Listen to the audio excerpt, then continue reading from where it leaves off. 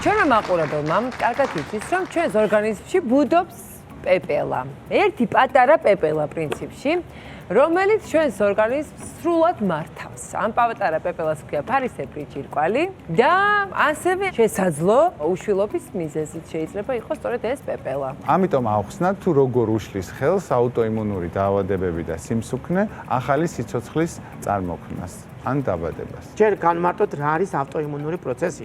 ჩვენ ორგანიზმში ესე იგი არსებობს იმუნური სისტემა, რომელიც წარმოიდგინე რომ ეს არის ჩვენი პირადი ჯარი და მისი საქმეა დააგვიცვას მტრებისგან. კი ბატონო. ანუ ეგრეთ წოდებული ვირუსებისგან, ბაქტერიებისგან, სოკოებისგან და ასე შემდეგ. კი.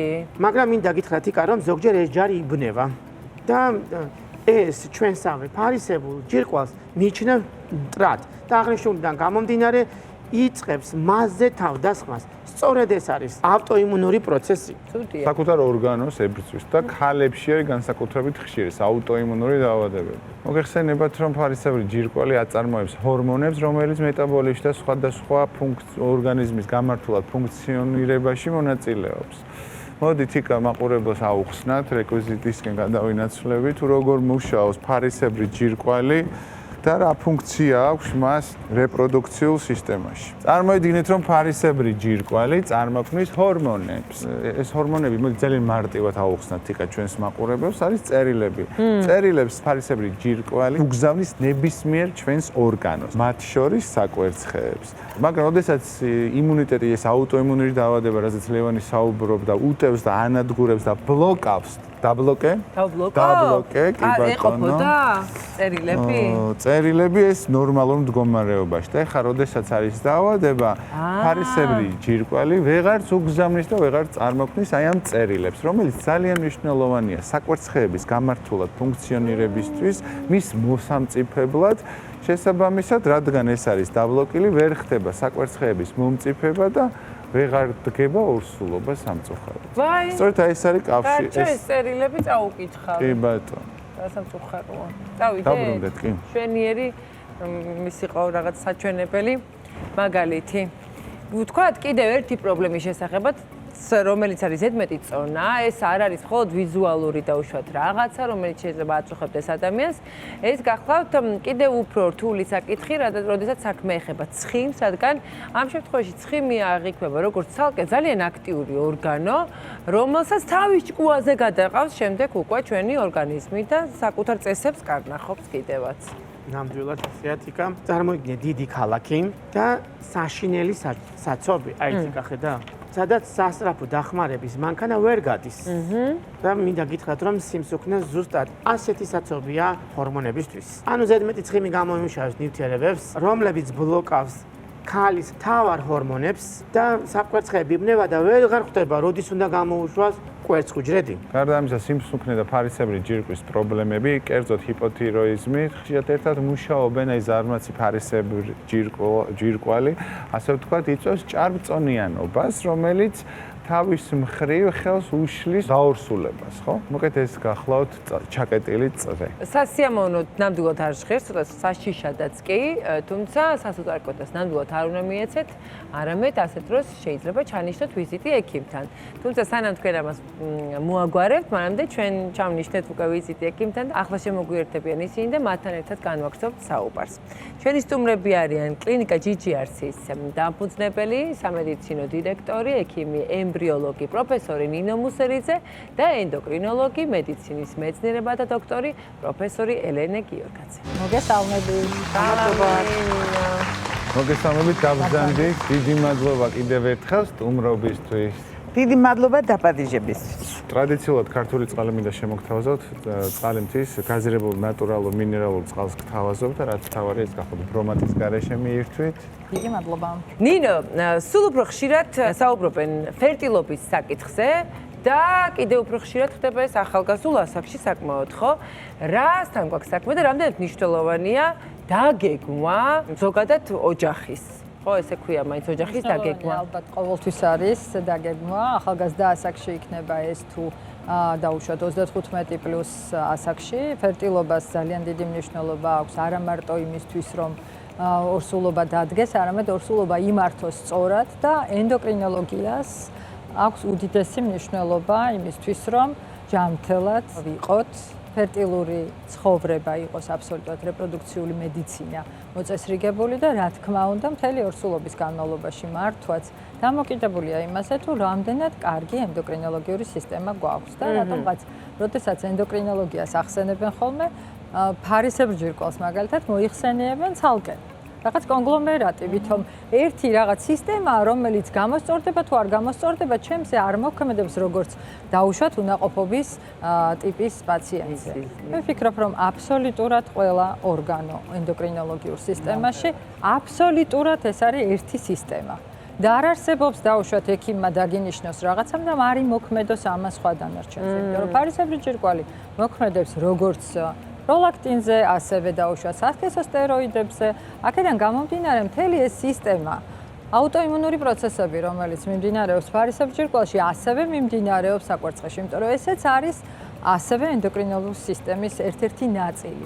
ამიტომ, როდესაც ადამიანის ორგანიზმს, ეს ვამბობ ხოლმე, ეს არის უჯრედული გროვა, ბულიონი, ასე ვთქვათ, წყალში გახსნილი უჯრედებისა, რომელიც სრულიად ერთი ეკოსისტემაა. და ამ სისტემაზე არ შეიძლება ვისაუბროთ ცალ-ცალკე რაღაც განყენებულად ერთი ენდოკრინოლოგიური ფორმა, მეორე და ასე შემდეგ. ყველაფერი ერთმანეთთან კავშირშია. ამიტომ მე ვფიქრობ, რომ ყოველთვის უნდა ვიყოთ ერთმანეთთან კონტაქტში, რეპროდუქტოლოგები კონტაქტში ენდოკრინოლოგებთან, გინეკოლოგიური ენდოკრინოლოგია კიდევ ითვალისწინებს კიდევ სხვა პრობლემებსაც და ვფიქრობ, რომ ეს საერთო გუნდური მუშაობა არის დასაბამი იმისა, რომ არ იყოს პრობლემა ორსულობისა და ორსულობის მართვისა და არ იყოს პრობლემა იმისა, რომ უნაყოფობა განიხილებოდეს ცალკე და ენდოკრინოლოგიური სისტემები განიხილებოდეს ცალკე. ამიტომ ვფიქრობ, რომ ეს უნდა გაითავისოს როგორც ექიმმა, ასევე პაციენტმა, რომელიც თვლის, რომ თუ მას აქვს ფარისებრი ჯირკვლის პრობლემა, ეს არ ნიშნავს, რომ მას შეიძლება შეუშალოს ხელი ფერტილობაში. კალბატონო ელენე, მე შეკითხვას დაგისვათ, ფარისებრი ჯირკვლის სხვადასხვა პრობლემები, როგორ აისახება ფერტილობაზე და ზოგადად ფარისებრი ჯირკვლის პრობლემები, ეს იქნება აუტოიმუნური დაავადება, ჰიპოთიროიდიზმი, რა გავლენას ახდენს მამაკაცის ან ქალბატონის რეპროდუქციულ ჯანმრთელობაზე. პრინციპში თქვენ თვითონ უკვე გაეცით პასუხი, იმიტომ რომ ახდენს, რა თქმა უნდა, ფარისებრი ჯირკვლის გორმონები ძალიან მეტაბოლიზმში იღებენ მონაწილეობას. და ძალიან მჭიდრო კავშირი აქვს ფარისებრი ჯირკვლის გორმონებს სასქესო გორმონებთან. აქედან გამომდინარე საისახება როგორც ქალის ორგანიზმზე, ზუსტად ისე მამაკაცის ორგანიზმზე. ისიც ძალიან კარგად ახსენეთ, რომ ფარისებრი ჯირკვალს აქვს სხვადასხვა პრობლემები. აქედან გამომდინარე უნდა იყოს განსაზღვრული ეგ არის ჰიპოთირიოზი, იმიტომ რომ სხვა გავლენას ახსენს ორგანიზმზე, ეგ არის თირიოტოქსიკოზი თუ ეს არის აუტოიმუნური თიროიდიტი. ეს აბსოლუტურად სხვა დაავადებები და განსხვავებული მიდგომა არის საჭირო. თუ არის ჰიპოთირიოზი, სხვა შორის რატომღაც ჩვენთან უფრო ხშირად მოდიან ქალბატონები, როცა იგეგმება ფეხმძიმობა და უფრო აინტერესებთ, ეს უკვე პრინციპში პოპულარული გახდა, აინტერესებთ როგორ მუშაობს მათი ფარისებრი ჯირკვალი, ან აისახება ეს ნაყოფზე ზუსტად ისე დედაზეც შეიძლება, იმიტომ რომ თუ კვანძები აქვს, კვანძოვანი დაავადება და შეიძლება ეუთირიოზი იყოს, ქალი უნდა იყოს გაფრთხილებული, რომ ფეხმძიმობის დროს შეიძლება კვანძი გაიზარდოს ზომით. თუ იქ არის ჰიპოთირიოზი ფუნქცია დარღვეული, რა თქმა უნდა, ეს აისახება თვითონ ფეხმძიმობაზე, შეიძლება საერთოდ შეწყდეს ფეხმძიმობა არასასურველ კვირაზე და საერთოდ ბავშვზეც და პირველ რიგში ნაკლებობა როცა ჰიპოთირიოზი სამწუხაროდ აისახება ინტელექტზე. ბავშვის ინტელექტზე, იმიტომ რომ ფარისებრი ჯირკვალი ნაყოფის იწყებს მუშაობას დაახლოებით მე-14-მე-15 კვირიდან. მანამდე ბავშვს სჭირდება დედის გორმონები. არის პირდაპირი მითითება გაიდლაინებში, მაგალითად, რომ თუ ქალი დაფეხმძიმდა, აქვს ჰიპოთირიოზი და დაუშვათ იღებს 100 მიკროგრამს ეუთიროლს. აუცილებლად 30%-ით დოზა სანამ ანალიზი გაკეთდება, უნდა იყოს გაზრდილი. იმიტომ რომ 50%-ს თავის ჰორმონს კარგავს ზუსტად მერე უკვე იწყებს ნაყოფის ფარისებრი ჯირკვალი მუშაობა და იქ უნდა მოხდეს დროულად და ძალიან სწორად დოზის დოზირება. შემცირება. იქ არ შეიძლება რომ შეამცირო ისე როგორც შეუმცირებ ჩვეულებრივ ადამიანს, რომელიც ქალბატონს, რომელიც არ არის ფეხძიმების. ფეხძიმობის დროს შემცირება დოზის უნდა მოხდეს აბსოლუტურად სხვანაირად, რომ უცებ ზუსტად თავის ტვინზე და არ აისახოს ნაყოფზე. და ბავშვის ნერვული სისტემა ყალიბდება ყველაზე მეტად ზუსტად აი ამ ასაკში 12-16 კვირამდე.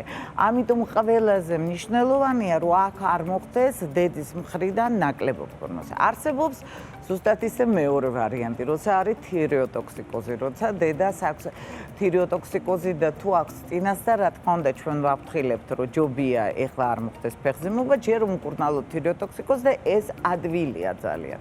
მაგრამ არსებობს ძალიან რთული სიტუაცია, როცა არის აუტოიმუნური თიროიდიტი და როცა ფეხძიმდება ქალბატონი, მარტო იმ ფეხძიმობის დროს აქვს ტრანზიტორული ფეხძიმის თირიოტოქსიკოზი. იმისი მართვა სულ სხვანაირია, იმიტომ რომ იქ ვერ ეტყვი ქალს, რომ არ უნდა გააჩინოს, უნდა გააჩინოს. აქ ძალიან მნიშვნელოვანია დოზები. რაც ეხება აუტოიმუნური თიროიდიტს, ნუ ეს საერთოდ ძალიან ფართო თემა.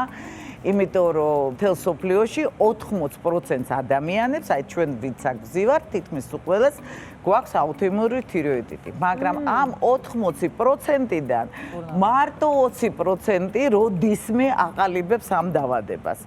ამიტომ შეიძლება ისე გაიაროს ეს აუტოიმუნური თიროიდიტი, რომ ფეხძიმობის დროსაც უბრალოდ დაკვირვება არის საჭირო და არაფერი არ მოხდება და არის როცა იქაც შეიძლება იყოს ხან გიფოთირიოზი, თან წინასწარ ვერაზროს ვერ გათვლით, ინდივიდუალური ენდოკრინოლოგია საერთოდ ინდივიდუალურია. რამდენიც პაციენტი არის შაქრიანი დიაბეტით დაავადებული, იმდენი იმ შაქრიანი დიაბეტის არის ფორმა. აი ეს რო ეხლა გაიხსენოთ, თქვენ ნაცნობებში ერთ შაქრიანი დიაბეტის რო შეუძლია რომ ნამსხვარი შეჭამოს და ექნება მაქსიმუმ 240 და მეორეს შეუძლია რომ დაუშვათ 1.5 აი ნაჭერი შოკოლადი შეჭამოს და კონდეს ეგრევე 400. ამიტომ ძალიან ინდივიდუალურია. ამ შემთხვევაში პროტოკოლით მუშაობა ძალიან რთულია, იმიტომ რომ ზოგჯერ არის სადაც რეალურად 3 თვეში ერთხელ კონტროლი არის საკმარისი და ზოგჯერ არის როცა პაციენტს უნდა გავაფრთხილოთ რომ თვეში ერთხელ ან 3 კვირაში ერთხელ ენდოკრინოლოგს სჭირდება კონტროლი. იმიტომ რომ ეს მთლიანად საერთოდ ენდოკრინული დაავადებები აუცილებლად აისახება ბავშვზე. ეს შეიძლება იყოს გენეტიკა, ეს შეიძლება იყოს ეპიგენეტიკა. ეპიგენეტიკა არავინ წინასწარ ვერ გათვლის რომელ ლოკუსს და რომელ გენს ჩვენ გავაღვიძებთ მერე ცხოვრების განმავლობაში და როგორ შეუცვლით. და რაც მთავარია კიდე რატო ენდოკრინოლოგია? კიდე რამეა უფრო მთავარი? ბევრი და მთავარი. ენდოკრინოლოგი რატო ბოლო ხანებში არის ჩართული და აი ესე მჭიდროდ მუშაობთ რეპროდუქტოლოგებთან ერთად, იმიტომ რომ ენდოკრინოლოგიაში შედის მთელი სპეციალობა ნუტრიციოლოგია. თუ არიცი ნუტრიციოლოგია ჰორმონებს ვერ უმკურნალოთ, თქვენ შეიძლება დახოთ 12 წლის ბავშვი და დაუწეროთ დიაგნოზი გიფოთირიოზის და დაუნიშნოთ ჰორმონი. და სინამდვილეში ეგ არ იყოს დასანიშნი, ელემენტარულად ფერიტინი და რკინა და ცილა არის შესამოწმებელია და თუ ის დაბალია, რა თქმა უნდა გიფოთირიოზის სურათს მისცემს, მაგრამ სინამდვილეში ფარსებული ჯირკვის დაავადება არ იქნება. ზუსტად ისე როგორც გიფოთირიოზის პროლაქტინს რო უყურებთ, ისიც იქნება დარღვეული, მაგრამ გიფოთირიოზს რო მოაწესრიგებთ, ავტომატურად წესრიგდება. დიახ. და შესანიშნავი ამბავი და გაითვალისწინოს ყველა, ვინც ინვიტრო განაყოფიერებას საკეთებს. ის რომ ჩვენი ის ჰორმონები, რომელსაც ჩვენ სტიმულაციის დროს ნიშნავთ, ანუ გონადოტროპინები, ავტომატურად იწვევს ფარისებრი ჯირკვლის ჰორმონების ცვლილებას. ამიტომ ყოველთვის, ვისაც არ აქვს ეს დაუშვათ დაავადება, მაინც უნდა აკონტროლოს ყოველთვის ფარისებრი ჯირკვის ჰორმონები და ის 30%, რომელსაც მორსულობაში ის გამოიწვევს. ჩვენი გონადოტროპული ჰორმონების მკურნალობის შემთხვევაში, ვისაც აქვს დანიშნული უკვე მკურნალობა, მათთან 30% დოზა უნდა გაიზარდოს. თუ არა და ამ შემთხვევაში შეიცვლება მისი ფარისებრის ფუნქცია. აქედან გამომდინარე, ამას ყველაფერს მნიშვნელობა აქვს იმისთვის, რომ მივიღოთ კარგი ბლასტოცისტა, კარგი ხარისხის კვერცხუჯრედი, კარგი ხარისხის ხარისხის ემბრიონი. შემდგომ გადატანისთვის რეცეპტორებს ბლოკავს, წარმოიდგინეთ, რა თქმა უნდა, აბსოლუტურად დამოკიდებული არის იმაზე, რომ ენდოკრინოლოგიურმა სისტემამ და ნახეთ ნორმებს, რასაც უყურეთ ჩვენ, ის ნორმები უკვე ორსულობის დაგეგმვის შემთხვევაში სულ სხვა დიაპაზონში ჩდება. რა თქმა უნდა. და ამიტომ ამას აუცილებლად უნდა მიაქციოს ყველა ყურადღება, როგორც ექიმმა, ასევე პაციენტმა იცოდეს და ყველა ექიმმა უნდა გაითვალისწინოს, რომ ესეთი ტიპის გაიდლაინები, ესეთი ურთიერთობა და კორელაცია ძალიან მნიშვნელოვანია იმისთვის, რომ კარგი შედეგი მიიღოს თუნდაც ინვიტრო განაყოფიერებაში. ხო, აი ზუსტად ჩვენი მაყურებელსაც ეს განცდა დარჩებოდა, რამხელა მნიშვნელობის ყოფილა მართლაც ესე ერთი პაციენტის გარშემო გაერთიანებული გუნდი, იმიტომ რომ გაკონტროლდეს ყველაფერი ორსულობაში კიდევ განსაკუთრებით, მაგრამ ჩვენ ახლა ვსაუბრობთ კიდევ ორსულობამდელ პერიოდზე, რომელსაც შეიძლება ხელი შეეშალოს დაუშვათ არასწორი ფარისებრის ფუნქციონირების გამო. თუ არის საერთო სწორი პროტოკოლი იმ წყვილებისთვის, ვინც გეგმავს დაუშვათ თუნდაც ინვიტროთი ან უბრალოდ შვილის ყოლას, ჯანმრთელ ორივე სპეციალობის მიმართულების რჩევა გვინდა მოვისმინოთ, რა ანალიზები შეიძლება იყოს საჭირო? რომ მათ ისინი სწორ გზაზე დადგნენ. პრინციპში ჩვენთან მიღებულია უკვე, როდესაც ფერტილობასთან მიმართებაში მოდის პაციენტი, აუცილებელია ფარისებრი ჯირკვლის ჰორმონების გამოკვლევა, როგორც ქალთან, ასევე მამაკაცთან. როდესაც წონის პრობლემა, როგორც დეფიციტი, ასევე მეტი წონა. აუცილებლად ინიშნება ინსულინორეზისტენტობის გამომრიცხავი ყველა აუცილებლად ძალიან დიდი მნიშვნელობა აქვს. B12, ფერიტინი, ანემია არის თუ არა, იმიტომ რომ სწორი დიაგნოზი დაერქვა, რა თქმა უნდა. მიკრო-მაკრო ელემენტები აუცილებლად ინიშნება და მე ვთვლი, რომ რეალურად დღევანდელ დღეს, როცა ჩვენ ფერტილობაზე ვსაუბრობთ ხოლმე, აუცილებლად ვეუბნებით პაციენტს, რომ შეუძლიათ 787 გენის კონტროლი, ასევე და მეჩინგი ერთმანეთს შორის, იმიტომ რომ როცა ვსაუბრობთ ბავშვის ჯანმრთელობაზე, ემბრიონის გენეტიკაზე, ჩვენ შეგვიძლია ასევე ვიცოდეთ, აქვს თუ არა მათ ერთნაირი გენების მტარებლობა და იმოქმედებს თუ არა ეს ბავშვის დაბადების პრობლემაზე. არსებობს აბსოლუტური პროტოკოლი, რომლის დაცვის გარეშეც პროტოკოლში არ აიყვანება პაციენტი. შესაბამისად, იქ შედის ის ჰორმონალური სპექტრი, ინფექციური აგენტების გამოკვლევა, აუცილებლად უსაფრთხო სისხლი, იმიტომ რომ უნდა ვიცოდეთ, ხომ არ აქვს ამ პაციენტს რაიმე დაზიანება და რა თქმა უნდა, ონკო დაინტერესება ორგანიზმისა, ამას აუცილებლად ვაკეთებთ. ახლა ქალბატონო, თქვენი მიმართულების რჩევები როგორ შეიძლება გაუჟღეროთ, რამხელა მნიშვნელობის ყოფილა სულ არ ვიცოდით.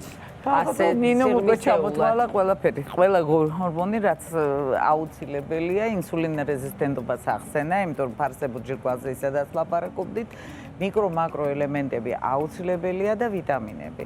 და რა თქმა უნდა, წონის მოწესრიგება თუ წინასწარ ემზადებიან 3 თვე გვაქვს და ეგ არ არის ცოტა, იმიტომ რომ თვითონ წონა და ალბათ უკვე იცით თქვენ, აბსოლუტურად შეიცვალა კლასიფიკაციაზე და მიდგომა, ეხლა უკვე სხვანაირად უყურებენ სიმსუქნეს, როგორც იქნა დეფინიცია არის უკვე შემოტანილი ყველგან, რომ ეს არის ქრონიკული რეციდიული მეტაბოლური დარღვევა.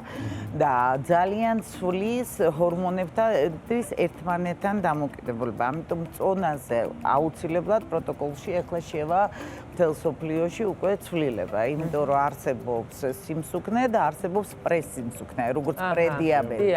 აქედან გამომდინარე უკვე ეხლა ითხოვს უკვე წონის კორექციას, როცა არის ზედმეტი წონა. და არა სიმსუქნე. ეხლა უკვე აღარ მიდის შეფასება სიმსუქნის მარტო სხეულის მასის ინდექსის.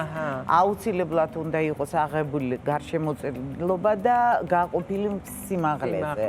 და იქ კოეფიციენტი იქნება 0,6, 0,4 თუ 0,5, ამით უკვე ითვლება რამდენად მაღალია რისკი სხვა დარღვევების. ანუ აბდომინალური გარშემოწერილობა, აბდომინალური გარშემოწერილობა სიმაღლეზე.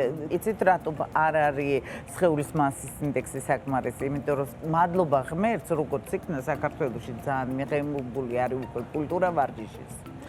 და შეიძლება ინდექსი იყოს მაღალი, მაგრამ სინამდვილეში სრულად ჯანმრთელი ორგანიზმი.